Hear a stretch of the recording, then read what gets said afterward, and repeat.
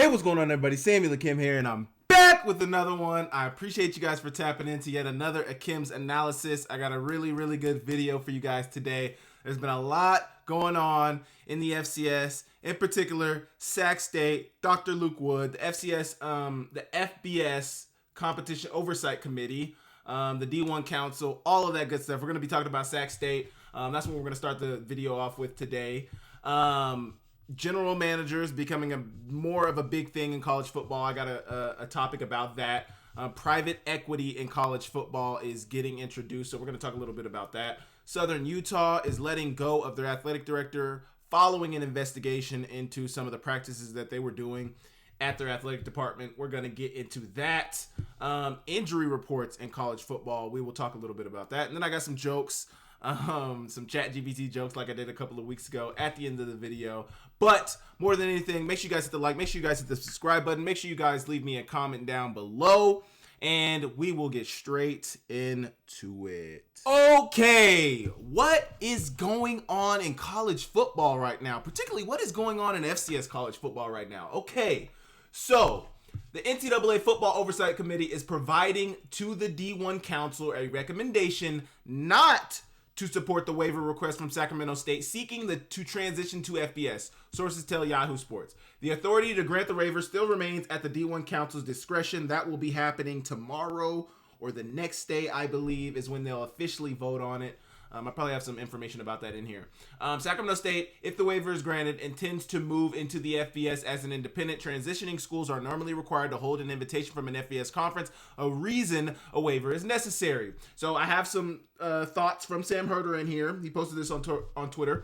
I am fascinated by what happens next. Does Sac State file a lawsuit or threaten a lawsuit? Does the D1 Council ultimately decide? And let's just say Sac State is stuck in the FCS for at least the next couple of seasons. What happens to the transfers, high school recruits, and the NIL pledges that were being enticed with FBS aspirations? Can the recruiting community support momentum continue? Here is the official wording from the FBS Oversight Committee. So we're going to get into this statement that the Oversight Committee posted about why they declined or why they recommended a decline of the waiver to move up to FBS. The committee reviewed the application and waiver submitted by California State University, Sacramento to enter the FBS to enter the FCS to FBS reclassification process for the 2025-2026 academic year. The committee recommends that the NCAA Division I Council deny the institution's request to waive the required bona fide invitation from an active FBS conference. The committee noted a conference invitation is of paramount importance for entering into the reclassification process because the invitation signals an institution's readiness to enter the process. So basically, what they're saying is you guys don't have an invitation from a Power 4 or FBS conference, basically meaning that these conferences don't deem that you're ready. So why should we, as the FBS Oversight Committee, deem that you're ready? You guys are just trying to say that you're ready based on funds raised, based on recruiting, and you're trying to move up. But there's a process that most of these schools go to. There's interest from the FBS, there's interest from a conference, there's an invitation from a conference, and then that is how most schools move up. Readiness to enter the process.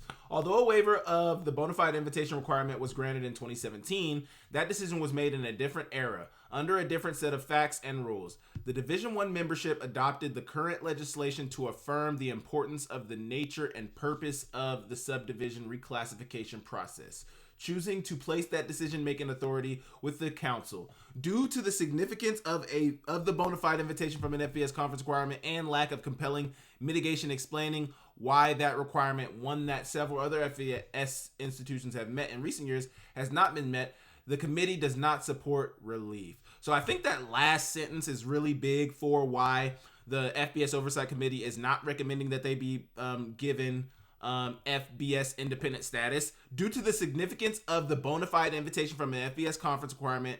So basically they're saying they hold a lot of weight in having an invitation from an FBS conference. That bona fide is the big word in there, a bona fide invitation. Due to the significance of the bona fide invitation from an FBS conference requirement and the lack of compelling mitigation explanation why that requirement, one that several other FCS institutions have met in recent years, has not been met. So basically, why hasn't that requirement been met? They're wondering why the Pac-12, why the Mountain West, why the Conference USA, why the Sun Belt. I mean, those are far conferences in Conference USA and Sun Belt, but why hasn't there been an invitation given? We don't know so far. Well, basically, there was a lot of people had a lot of thoughts about this. Obviously, Dr. Luke Wood at Sac State. I've done I think a pretty good job of covering, Dr. Luke Wood, Sac State, and their process in trying to get into the FBS. A lot of people had some thoughts about the way they went about it. A lot of people didn't necessarily appreciate the way their president went about it. He was very loud early on in the offseason. I think this was January when he made a statement and said, we are going to be FBS and we're going to be FBS soon.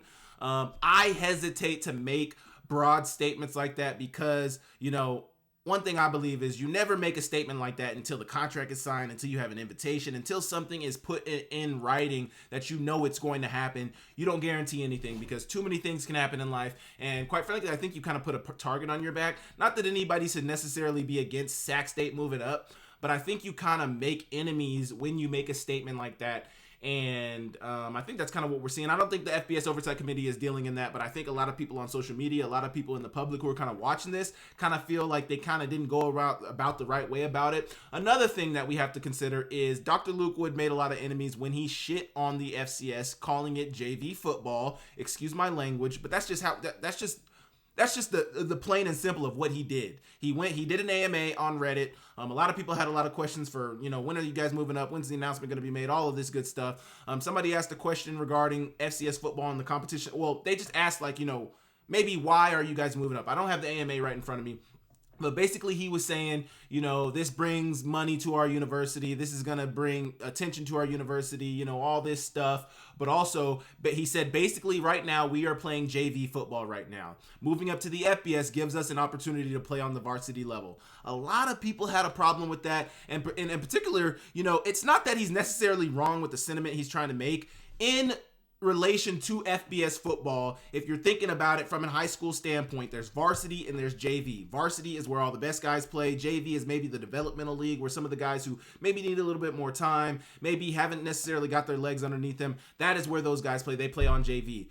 If you think about it from the broad college football landscape, FBS, Power 4 can be considered the varsity. That's where the top guys in the country are going to play. If you're a 5-star, 4-star, you are almost a lock to be playing at FBS football, particularly at a Power 4 school.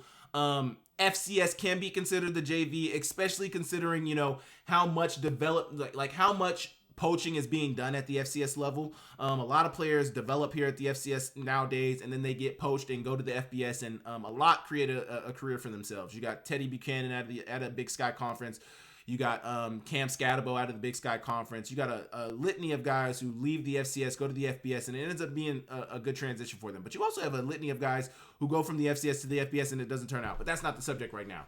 He called the FCS JV. And another part about that, the point I'm trying to get at is his sentiment is not necessarily wrong. The point he's trying to make is not necessarily wrong. It's the fact that you're calling the FCS JV and you guys necessarily haven't been good at the JV. You guys make the playoffs and you guys get out in the first or second round. You guys aren't making deep playoff runs. You guys aren't winning national championships. You guys aren't even really in contention for national championships.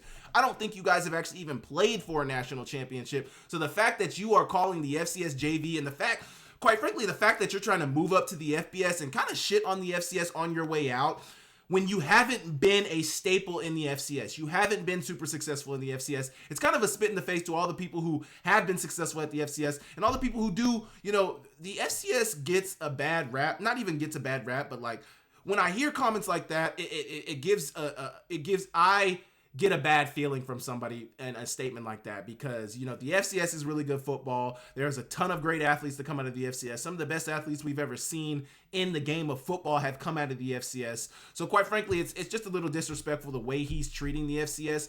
And it's the way he's treating it's the way he's speaking on the FCS coupled with the fact that his particular institution has not been successful, at the national level at the FCS. They won 3 straight Big Sky championships in 18, 19, and 21. or 19, 21, and 22. Throughout there, they won 3 straight Big Sky championships. They had a good run, but in all of those championships, they didn't make it past the second round of the FCS playoffs. Like, they've never been to the quarterfinals, they've never been to the semifinals, they've never been to the finals. You guys correct me in the comments if I'm wrong, but I think the farthest they've made to the second round of the FCS playoffs. So South Dakota's AD had a little snarky comment about that. And you know, I think there was a lot of people online who agreed with what he said and thought he was right with what he said. John Schimmel, the AD, who actually just last week, we reported on this last week, who announced that they were going to be staying, or not that they were going to be staying, that they were going to be opting into the House settlement. He tweeted, "All of us JV programs are excited to compete against a varsity program." Basically poking fun at what Dr. Luke Wood said about the entire FCS. Here you have a Sac State program who has not been particularly successful at the FCS, calling the FCS JV, "We want to be up at the varsity level."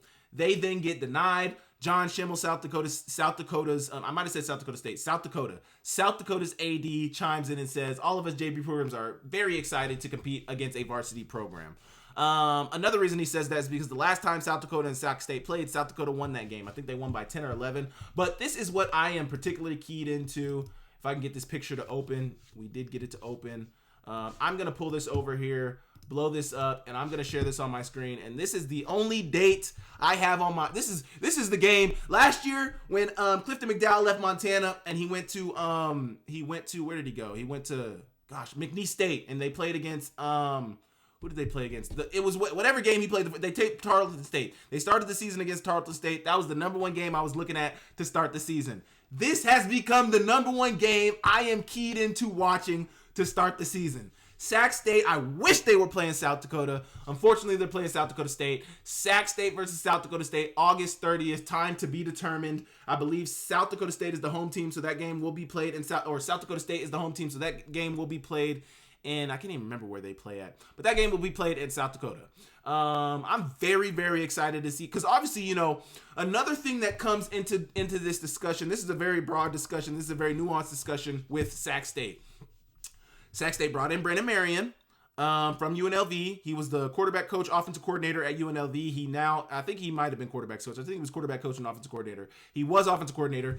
They get Brennan Marion. I think he's a phenomenal offensive-minded coach. I think he's a phenomenal coach. They get him at Sac State. He starts to hit the ground running and getting a ton of recruits. They got former 5 stars, former 4 stars. I've talked about them all, so you guys can go back and watch some of my videos. But they've been really killing it in the recruiting portal.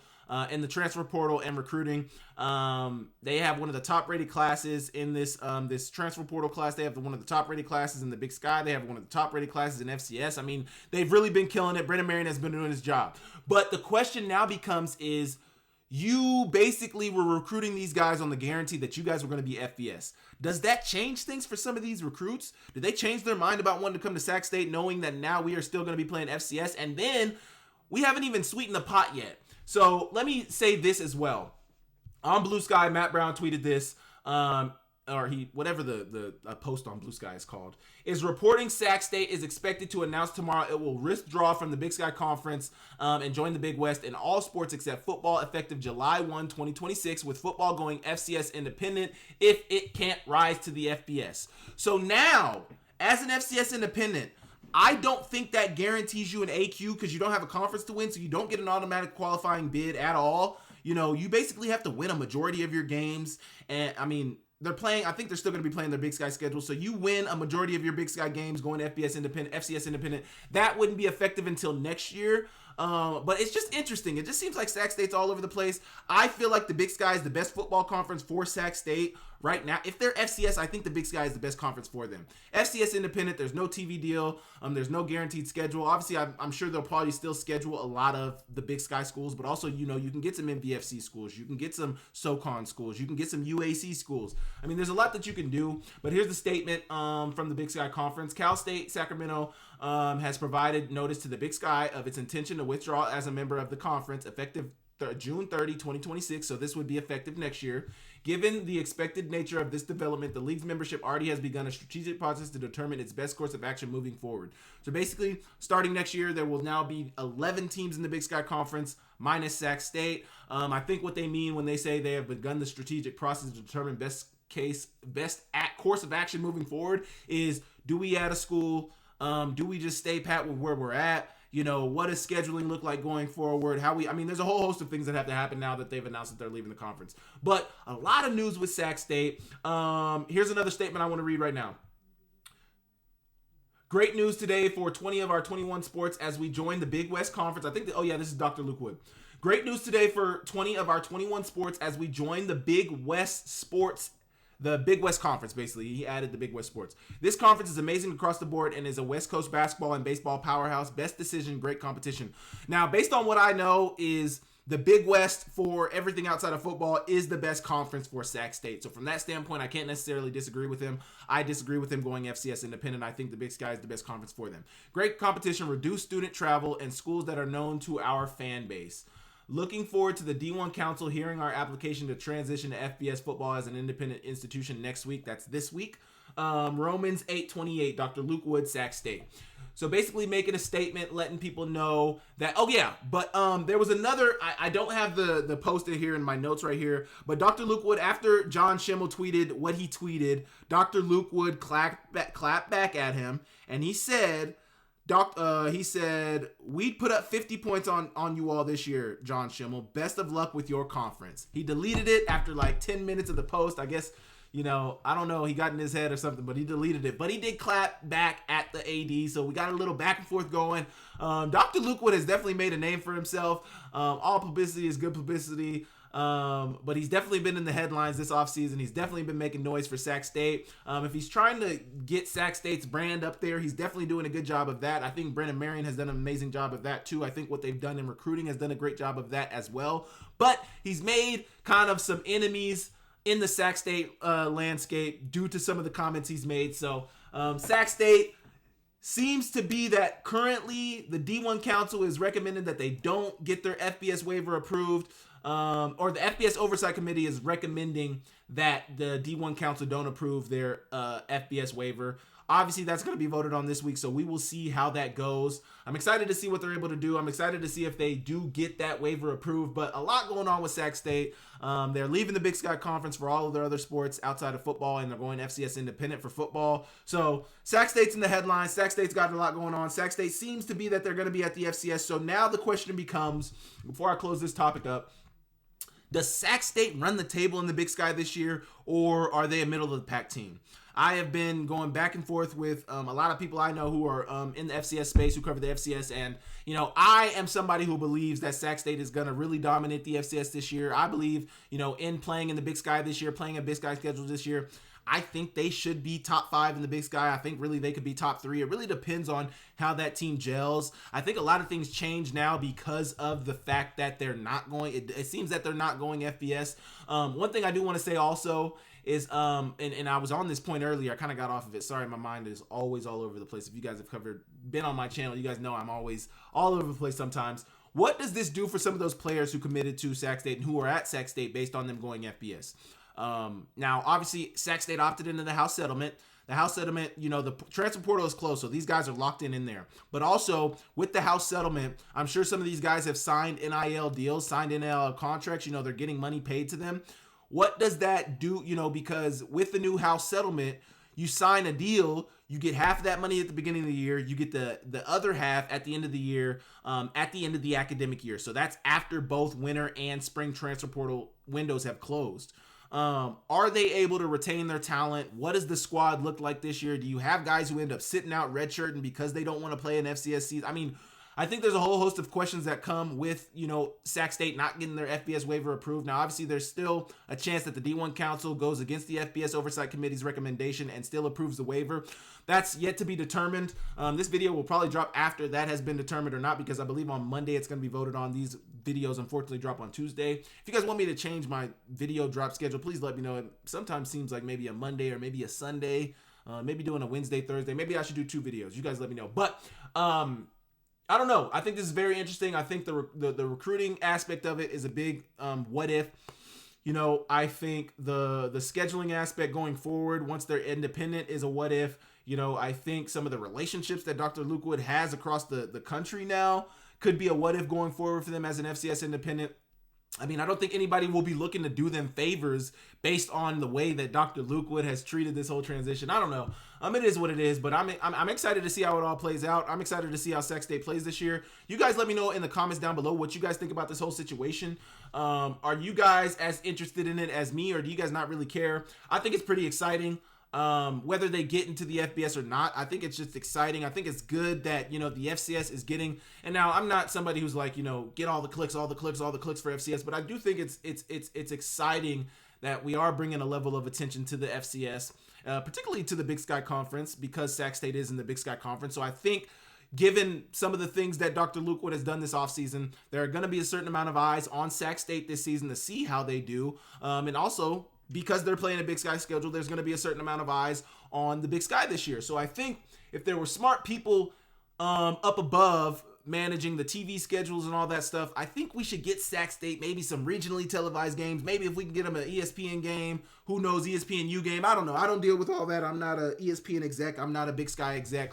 But I would love to see Sac State play some televised games this year. Obviously, all of our games are on ESPN Plus, so you guys can catch them there. Big Sky just signed a new deal this offseason. It might have been during the last season, but Big Sky just signed a new deal. So you can watch all the games on ESPN Plus. Obviously, that's a paywall. I do appreciate them being all on ESPN Plus because I have ESPN Plus, so I know anytime there's a Big Sky game on, I will be able to find it on ESPN Plus. That's a great place for you guys to find Big Sky football, so go check it out. You guys let me know down below what you guys think about all these new changes. What do you guys think about Sac State staying at the FCS? What do you guys think about them going independent? What do you guys think about their Big West transition for all their non-football sports? You guys let me know in the comments down below, and I will move on. Okay, FCS news. All 12 SWAC members will opt into the House settlement. The conference will not set scholarship caps, meaning football teams can go above 63 equivalency scholarships if they can afford to do so. So all of the SWAC schools are opting in to the House settlement.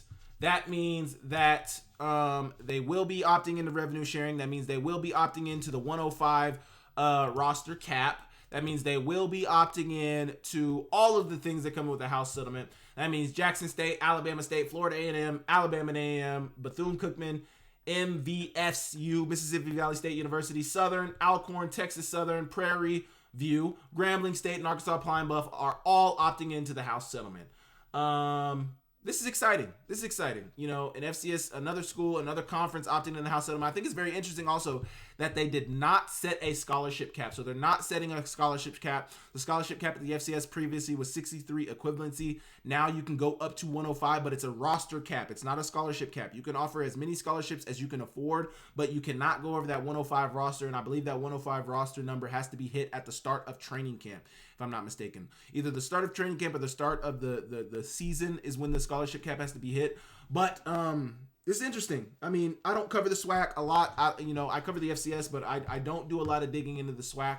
I know FAMU, Jackson State, Alabama State was one of the top teams last year. Obviously, I'm saying that because I'm looking at the standings right now. But I don't do a lot of talk. I don't do a lot of talk about the FCS. Not the FCS. I don't do a lot of talk about the SWAC. Sorry, I noticed I had my HubSpot information pulled up from something outside of Skyline Sports, so I had to get a new window if you guys see up here. You guys weren't paying attention, but it doesn't matter. I don't do a lot of talk about the SWAC. I don't do a lot of talk about HBCU football. But I know Jackson State, Florida A&M are some of the top teams. Southern last year was one of the top teams. I do like the model that they play. I like how they play their Celebration Bowl championship. I would love to see some HBCU schools play in the FCS playoffs more often. Every couple of years they get one or two in there. They get one in there, but a lot of times they get boat raced. I would love to see them play a more consistently play in the FCS playoffs. But it's exciting for the SWAC that they're going to be opting in the House settlement. I don't know what type of changes this is going to bring for the SWAC. Obviously, the roster limit is the biggest thing that teams have to consider.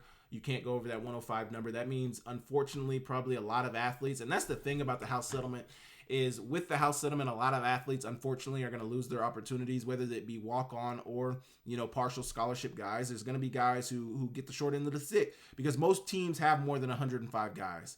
I think Montana probably had 120, 110 around there. That's the same thing with Montana, why they're not opting in this year, because the soccer team, because some of the schools at Montana have higher than that roster cap number that the House settlement sets. So they want to give a year to kind of decide, and there's going to be some hard conversations that need to be had. But SWAC opting into the House settlement. You guys let me know what you guys think about that down below, and I will move on. Okay, this is not an FCS football topic. This is an FBS football topic, still college football.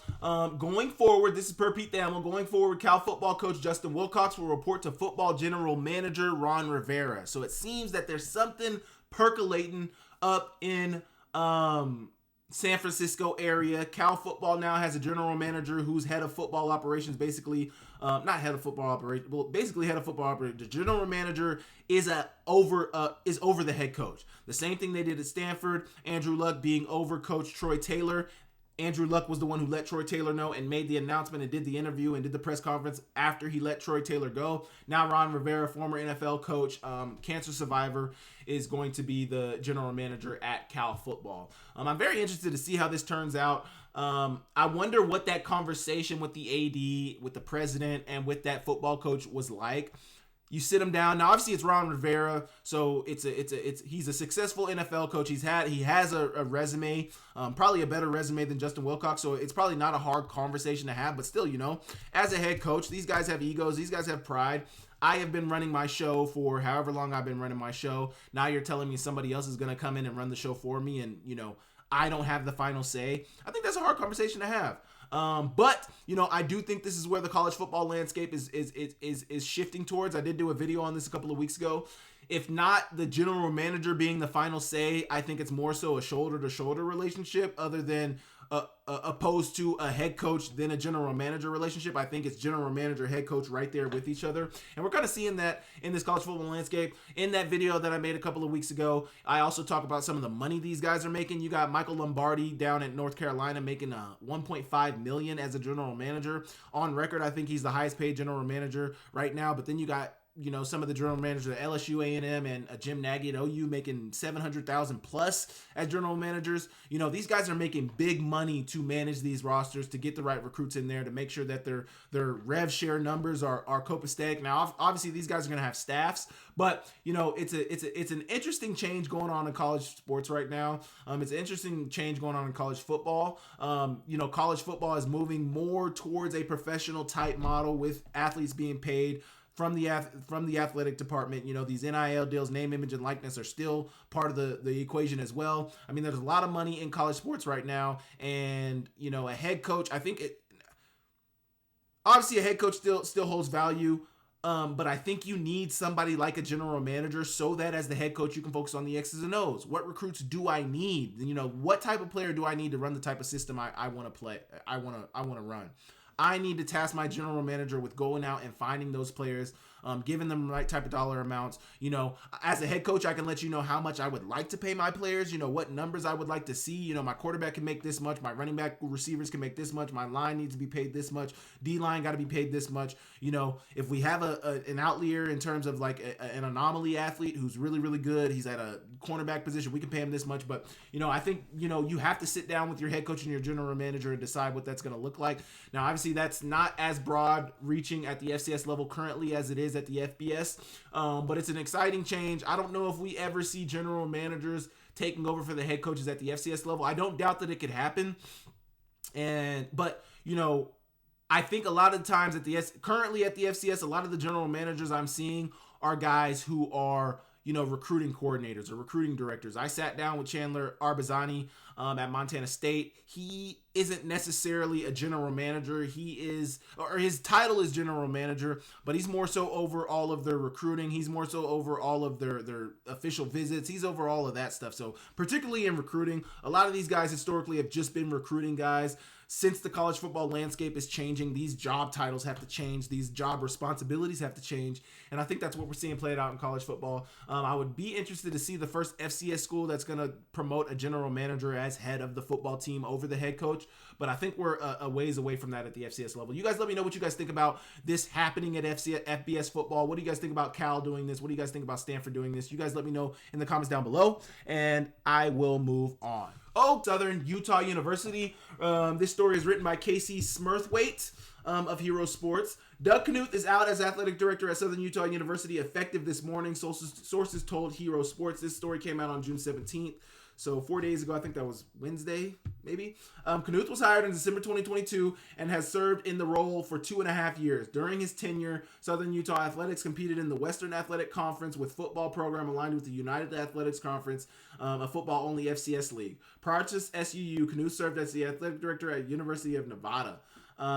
In a surprising move, SUU will not appoint an interim from within its current athletic staff. Instead, the university has tapped recently retired local judge Tom Higbee to serve as interim athletic director. Excuse me. Higbee, a respected figure in the Cedar City community, will work closely with President Mindy Benson during a pivotal stretch of the department. So in the story, Casey doesn't really break down, what caused him to leave Southern Utah, but I think his exodus from Southern Utah kind of stems from some of the investigations that they were doing into Knuth. Here's the wording: without cause. The university may terminate the employee agreement with Knuth without cause upon notice to Knuth. Upon such termination, the university will pay to Knuth a gross payment equal to $200,000 or the total base salary remaining in the term, whichever is less. Such payment shall be made by continuing a regular periodic payroll schedule over the applicable remaining time period. I cannot read. Subject to standard deductions and withholdings. So they don't really get into, in the story right here, they don't really get into the investigation that they did into Knuth. But I think this really stems from that investigation that they did into Knuth and his job, and how he's been doing on the job, and reports of unfair treatment from female staffers and things of that nature. So interesting development in Southern Utah. They play in the UAC. There's been some news about the WAC conference, Western Athletic Conference, in here as well. I don't have any of that on here. But there's a lot of changes going on in college football. College football realignment is not just at the FBS level. There's realignment happening at the FCS constantly. We saw that as we talked about, I think that was last week or 2 weeks ago, we talked about some of the schools leaving the FCS, leaving the CAA, joining the Patriot League. So we see it all over the place. You guys let me know down below what you guys think about Doug Knuth at Southern Utah. Let me know if you do not care at all. Let me know if you think it's interesting. Let me know what you think, and I will move on. Okay, we got a sad development in college football, college athletics, really. Interesting developments today. UL-Monroe cut its tennis program, and Washington State cut its field portion of its track program. Jamie Gordon, CEO of the Volleyball Coaches Association, said last month that 32 D1 Olympic sports teams have been cut since settlement announcement. So basically, all of this stems from the House settlement. You now have roster limits. You don't have scholarship limits. With those roster limits becomes the loss of a lot of scholarships, a lot of walk-ons, a lot of, but also with doing, now these schools are starting to do these numbers. They're starting to factor in what can we afford, what can we not afford. It's moving towards a professional model. We're going to have to pay these athletes. We don't have to rev share, but if we do opt into rev share, we do have to rev share. I don't even know if it has to be equitable because I don't know where Title IX falls in this. There have been a bevy of Title IX lawsuits. Not a bevy, but there's been a few Title IX lawsuits that have been levied against the NCAA, levied against the College Sports Commission, levied against whoever is running this House settlement. There's been lawsuits that have been levied saying Title IX, the unfair treatment of certain sports, or the fact that football and basketball are going to get a big portion of the pie. People have a problem with that. So that's where some of those lawsuits stem from. But also, with this House settlement, just the money. Like I said, money is now being a big consideration in the sports world. How much money a university is bringing in, how much money a university can pay its athletes is all considerations. And I think they're doing their work now. As soon as the House settlement gets decided, as soon as since it's been approved, they're making these numbers, doing crunching these numbers and seeing that, we can't really afford these sports. We can't really afford these. I mean, I think I was reading when I was reading the Washington State statement on why they cut some of their field sport, when they cut the field portion of its track program. They were talking about how, it would make them more competitive as a university. I think that's kind of I don't know the right term I'm trying to use. I think they're just kind of dancing around the subject. I think the main point we all know is that the House settlement has been approved, and we can't afford every sport at this university anymore. We can't, Title IX. But also, I think with the new House settlement, is Title IX still a thing? Because Title IX is an NCAA. It's an NCAA policy. If you're not underneath the NCAA, does Title IX still hold value? Does it still hold weight? I mean, I don't know. I mean, are these athletics still underneath the NCAA, or are they they got the College Sports Commission that's set to run all of this?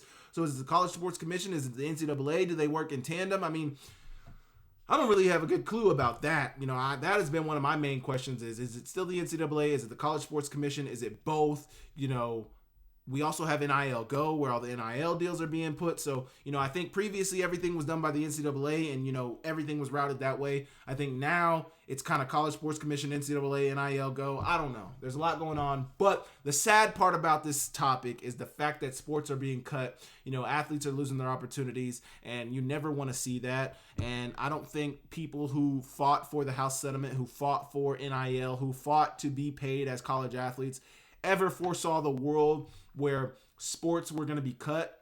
But I think this is kind of what the NCAA was cautioning against all those years, was that, they probably didn't do enough, but they had probably looked into it. I don't doubt that they had probably looked into it and saw that, it's possible, but with paying these athletes, there's going to come, there's the pros that these athletes are now getting paid. They can now go seek out their own NIL deals. They can now, get a certain dollar amount that they believe they're deserved while they're in this college. But also with that comes the negatives.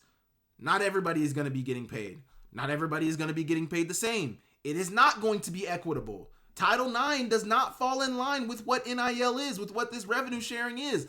Football and basketball are bringing in a lion's share of the funds to these universities, athletic departments in particular. Why would we evenly share this money? That was the whole point of players going and fighting for their piece of the pie. As football players, we bring in an exorbitant amount of money to these universities, but we previously were not allowed to get a piece of the pie. Now that we're allowed to get a piece of the pie with rev share, we want to get our fair rev share. So if we bring in 80% of the money to this athletic department, 40% of the money should be shared with the football program. If as the basketball program, we're bringing in 30% of the money, or the remaining 20% of the money to this athletic department, we should get 10%, whatever the numbers. I'm not a business guy. I'm a psych guy. So I don't know how to do all the business P&L, all the numbers crunching, but we are bringing in the money. We should get the money. We should get a piece of the money. That's what rev share means. We are revenue sharing with the institution as well as the athletes. It's the same thing that's done in the NFL. They get a media deal. That money is shared. Every dollar that an owner gets, 50 cents of it is going to the players. Or there's something like that in the NBA. There's something like that in the NFL. But that's how it's done at the professional leagues. That's what they're doing in college. And unfortunately, one of the cons of the House settlement of revenue sharing of NIL is that not everybody is going to survive this, unfortunately. Spots are going to be lost with the new roster limit. Sports teams are going to be lost. Olympic sports are going to be lost. I mean, there's so much going on in college right now, and it's just sad that some of these people are losing their opportunities. Some of these athletes are losing their opportunity. But, this is what we asked for. This is what the athletes have been asked for a long time. So, I think, the hay is in the, I don't even know the saying I'm always trying to say, but the ship has sailed now. We are where we are, and, we gotta live with it now. So you guys let me know what you guys think about some of these schools cutting their programs. Is it sad for you guys like it is for me, or do you guys think it's a necessary evil to get to where we want to get? You guys let me know in the comments, and I will move on. Okay, college football playoff teams to provide injury reports starting in 2025-2026 bracket. I just have to say, I just want to cut in here real quick. My hair looks absolutely phenomenal. I mean, yes, I did this myself. Yes, I retwisted myself. My roots look amazing. I've been wearing my do-rag nonstop. Anyway, I just want to say that. My hair looks phenomenal. I'm sorry. I'm not trying to toot my own horn or anything, but my hair looks phenomenal. Anyway, college football playoff teams to provide injury reports starting in 2025-2026. I don't know why this hasn't been a thing previously. Because sports betting has been legal for a while now, A lot in the NFL and professional leagues, if a player's not going to play, we need to know. If a player's injured, we are entitled to know. In the NFL and the NBA, that's how it's done. In college football, in college athletics, it hasn't been that way. I think because for a long time it's been amateurism. So you're not entitled to anything. These players aren't getting paid. They're getting a scholarship. They're playing for the love of the game. They're playing for the universities. College football playoff executive director Rich Clark told Ross Dellinger of Yahoo Sports on Wednesday that the college football playoff will now include player availability and injury reports from its participating teams. But this is, mind you, this is only the college football playoff. This isn't the whole college football season. This is only in the playoff. I wonder why it's the playoff. Probably because there's a championship on the line, and it helps with game planning for some of these other teams. I don't know. The CFP moved to an expanded 12-team format in 2024 with ongoing talks for further expansion to 16 teams. That is looking to be the change in 26 for 16 teams. There's still a lot of discussions about what that's going to look like. One of the concerns regarding CFP expansion is the incredibly lengthy season for teams who advanced to the championship game. Defending champions Ohio State and runner-ups Notre Dame each played 16 games last season, for example, and managing injuries became paramount to both success. In turn, understanding who is healthy and who is not is an important part of the game planning for opposing teams, and it's a bit surprising that sharing injury reports wasn't already mandatory in the CFP. I think this is super exciting. I'm excited to see what, them sharing injury reports looks like. Similar to whoever I got this quote from, I think I got this from Ross Dellinger, or it might have been on Yahoo Sports. I think I might have got it from Yahoo Sports. I'm surprised that this wasn't already mandatory. Like, I'm surprised that they're just now realizing that they need to, I thought 5-10 years ago, maybe 15 years ago when they started when did they start it? 10 years, 11 years ago they started the CFP. I thought maybe 10 years ago when they originally started this, they would have had this be a thing, back in 2015, 2014, when Ohio State won that first one. I thought that would have been the year to make, injury reports mandatory. I don't know why this hasn't been a thing for such a long time. Obviously in the bowl era, it wasn't very necessary, but I think now that you're playing a pretty deep bracket, it really can help you understanding who is hurt, who is going to be there. I mean, that makes all the difference. If your starting running back is dealing with a sore ankle, it's his right ankle. We know that, you might keep him on the running to the left because, he's not very strong cutting off his right foot. Currently, he's not very strong. I mean, I don't know. There's a whole bunch of game planning things that go in with something like this, but it's an exciting change. I'm interested to see what that looks like, Obviously, there's going to be a ton of reporters like Ross Dellinger and Pete Thamel reporting on these during the college football playoff. So we'll see what that reporting looks like. I'm sure it'll look similar to the NFL. Such and such is not going to play today. But also, there was a certain level of transparency with injuries, I think, previously. But I think now that it's mandatory that, if somebody's hurt, if somebody's injured, if somebody, isn't right, I would think in the era of sports betting where people can lose and win a exorbitant amount of money, I would think that knowing and understanding injuries and understanding the seriousness of a certain injury would be something that they would want to make public knowledge to their fans, to their supporters, to people who watch the games. But they didn't necessarily think that previously, but now that is a new change coming into the CFP. So you guys let me know what you guys think about that down below, and I will move on. Okay, a shorter video today. I'm right around 40 minutes right now. I'm a little bit over 40 minutes right now, and I'm reaching my final topic. Private equity. Front Office Sports is reporting that private equity has arrived in college sports. Elevate, which I think is a private equity company, $500 million fund, already has 2 schools on board. Meanwhile, Boise State is on the verge of its own private equity deal. So basically, these schools are seeking private equity deals, I think, in order to facilitate their revenue sharing dollars. Now, obviously, revenue sharing is money that comes from within your institution. It's not from outside institutions. Or maybe these private equity, let me just read a little bit. Private equity and college sports are no longer standing on opposite sides of the room waiting for somebody to make the first move. The dance has officially begun. A new $500 million initiative from sports business consultancy Elevate brings institutional capital directly into college sports. Separately, Boise State is actively considering bringing private equity investment into the Broncos athletic department and expects to have a deal in place within the next 6 months, the school's athletic director told Front Office Sports. Pre-house. Private equity and college athletic departments were circling each other but staying arm's length away. Sidley Austin's Chuck Baker recently told Front Office Sports that despite mutual interest, colleges were hesitant to be trailblazers with regard to taking private equity investment. The House settlement, though, has given private equity and schools the certainty they needed to finally dive in head first, according to Brian Anderson, who co-leads the sports practice at law firm Shepherd Mullen. The House settlement helps make college athletics a little more predictable, a little more certain, and Anderson tells FOS this will be a catalyst for more deal activity. This will be my final piece that I'll read about this from this story. This story is written by Ben Horney. Came out on June 10th.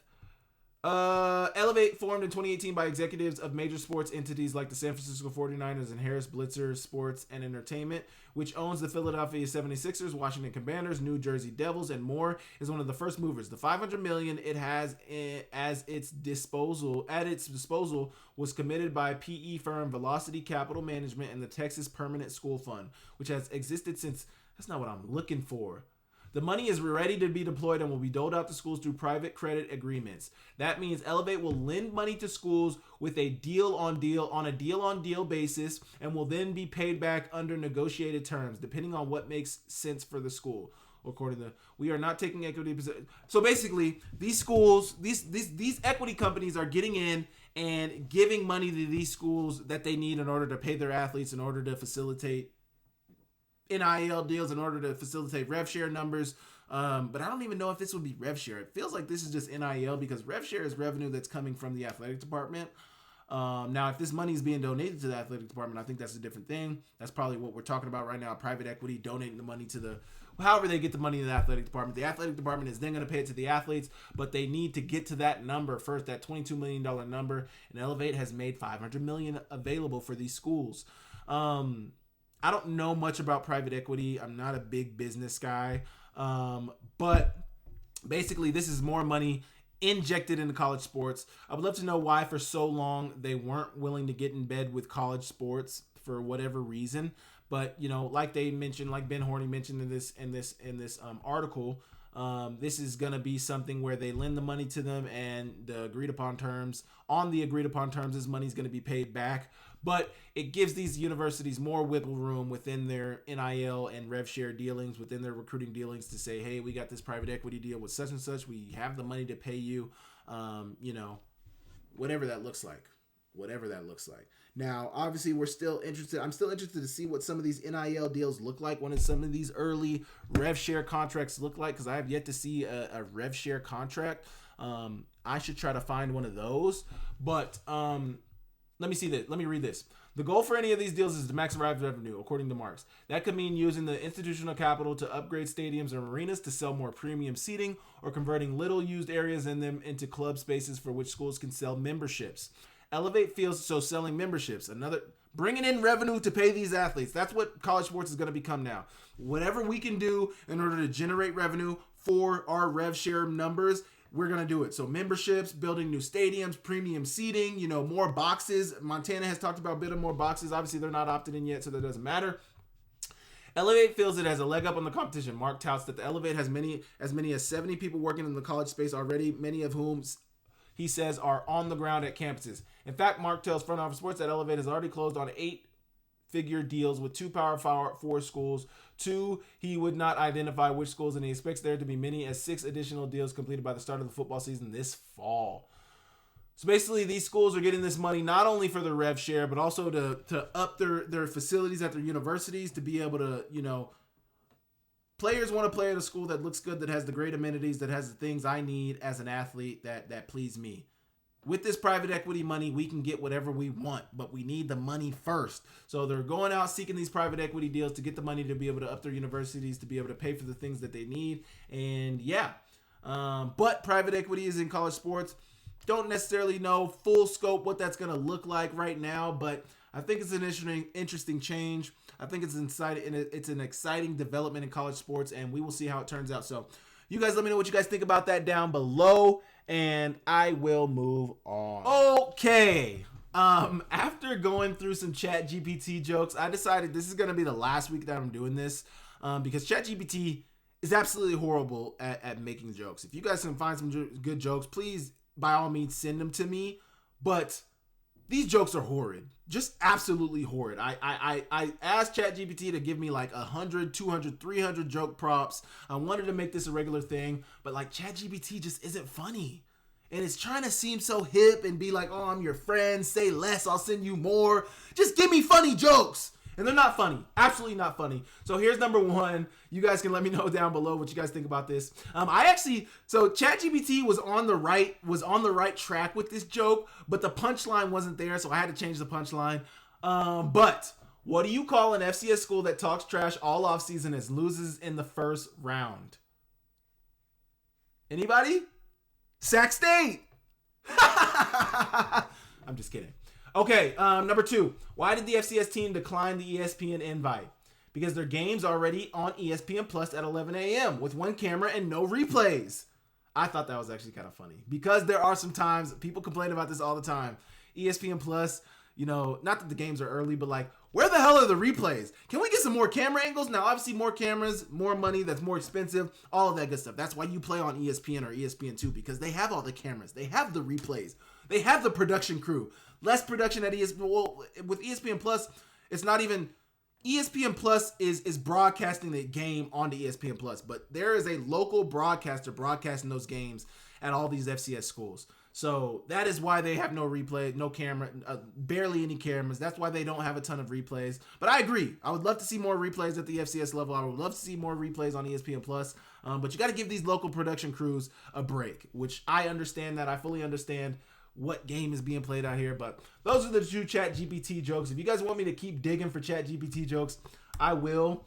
But like the guy or gal behind ChatGPT, the computer, the AI, you're not funny. If you're listening to me right now, you're not funny. I told you this in ChatGPT. I'm telling you this now. You are not funny. I need you to pick it up. So if you guys want me to keep doing that, you guys let me know. I thought that Sac State one, I felt like a comedian right there putting Sac State in there. I was like, oh wait, like I see the comedic vision is there right there. Like the joke is there. Somebody set the framework for me, but like I had to dunk it in the goal.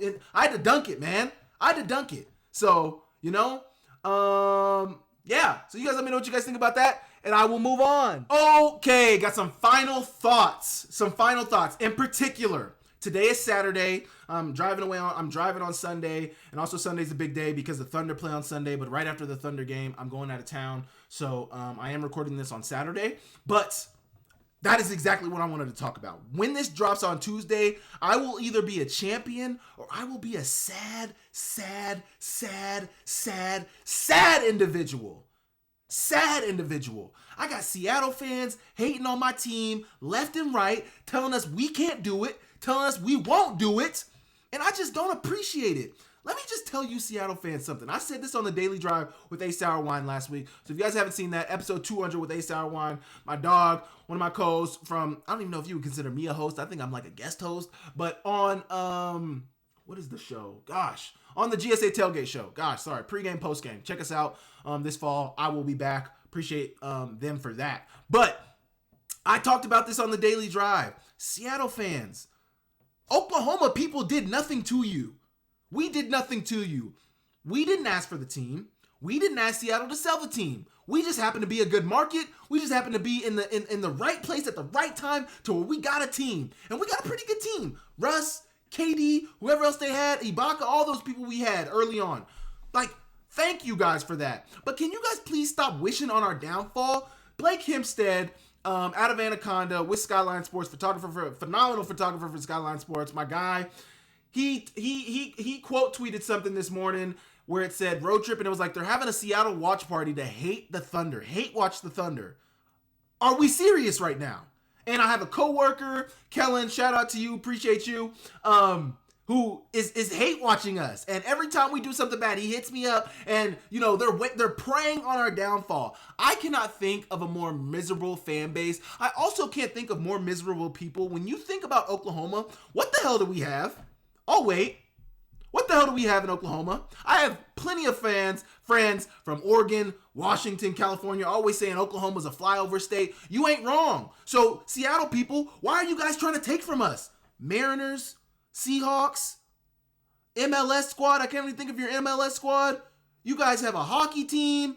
I mean, What the hell do we have in Oklahoma? I feel very seriously about this. This gets me very turned up because I hate the hate that we get. We don't deserve the hate. We deserve to be appreciated. Now, sure, you can say you don't like the way we play the game. You can say you don't like the way, we conduct ourselves. But the reason I'm saying this now is because the game will be over. The series will be over. Tomorrow is the last day of the NBA season. Game 7 against the Indiana Pacers. And my stress level is through the roof. I have never been so stressed. My wedding's coming up. I mean, there's a whole lot of things going on, and my Thunder need to get it done. But more importantly, Seattle fans, give us a freaking break. Please, please. You guys are so freaking sad, man. Like, you guys are just so sad. So sad. And the fact that you guys hate on us, it makes me not want you guys to get it. Not you. I don't even know. I'm tripping over my words. I'm so angry. It makes me so mad that you guys hate on us. It makes me want you guys to never get a team. However, I'm trying to say this. It makes me want you guys to never have a team, to never have another basketball team. I'm glad your owner sold them, but I don't feel that way. But it makes me start to feel that way, the type of hate I get, because I have never talked down on Seattle, on Seattle, the Supersonics. We never claimed the Supersonics championships. I try to show love to the Supersonics. Thank you guys for giving us a team. But genuinely, when I ask what do we have in Oklahoma? We got OU. We got Oklahoma State, and we got the Thunder. I'm not even an OU or Oklahoma State fan. I'm a Longhorn fan originally. I'm a Thunder fan since 06, 07, 08, whenever we got the team. I've been a Thunder fan since then. We didn't have another pro team. We don't have anything. The fact that you guys hate us is just sad. And you guys need to do better. So that's the number one final thought I got today. The Oklahoma City Thunder are playing for a championship, and by the time you guys see this, we will either be champions or I will be sad. So once you watch this, check in with me and say, hey, how are we feeling? And I'll let you know whether I'm sad or I'm happy, but it might be, I don't know. We'll see. I am incredibly nervous, so, yeah. Wedding in 3 weeks, getting married, football season coming up, exciting. A lot of changes going on with the House settlement and in college football. That's exciting. Sac State, I'm excited to see how they do this year. I will be locked into that August 30th date against Sac State and South Dakota State. That is a big game. Dr. Luke Wood and his team need to stand on what they said, need to stand on business. I hope your team can back up what you said, Dr. Luke Wood, because South Dakota State is no slouch. Obviously, they lost a ton of talent. Obviously, they lost their head coach, but you put a target on your back. So beware of that. I will be watching that game. That'll probably be one of the most watched FCS games to start the season, if not the most watched FCS game to start the season. Sac State, South Dakota State. Put it on your calendar. Be there or be square. I will obviously, hopefully, be breaking down that game after they play to see what Sac State has to bring to the table, to see what South Dakota State has to bring to the table. I can't wait to break that game down. I cannot wait. I thank you guys for tapping into my channel. Per usual, appreciate you guys for showing support. If you guys have it in your heart, let me know. Hit me up if my Thunder did win. Obviously, the game hasn't been played yet. This is Saturday. We play tomorrow. This is dropping on Tuesday. If we have won the game by the time you see this, please hit me in the comments. Please hit me in my DMs. If you have my number, please text me and tell me how amazing my team is. Just tell me how amazing my team is. That's what I want to hear. I need to hear it. So show me some love. But I thank you guys for tapping in the channel. I appreciate you guys so much. I will catch you guys next time. See you later.